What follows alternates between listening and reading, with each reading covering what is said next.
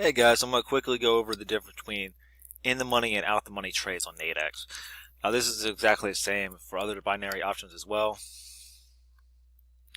So right here we have the option contract. This is the price action. These candlesticks are price action. So an in the money trade is a trade that is in the money. So for a sell contract, anything below this line would be a win. And this would be technically in the money. So anything below this line, if I'm selling, would be in the money. Anything above this line, to buy, would be in the money.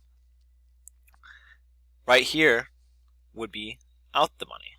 So if I wanted to buy on this line, that means I'd want it to go up, and above this line, that would be an out the money trade. If I wanted it to go below this line, that would be an out the money trade. Wherever the price action is decides where the in the money, out the money is. It's really that simple. So if I sold right now at this line, it'd be in the money. If I bought, it would be out the money. If you have any questions, feel free to ask. You'll have a good day.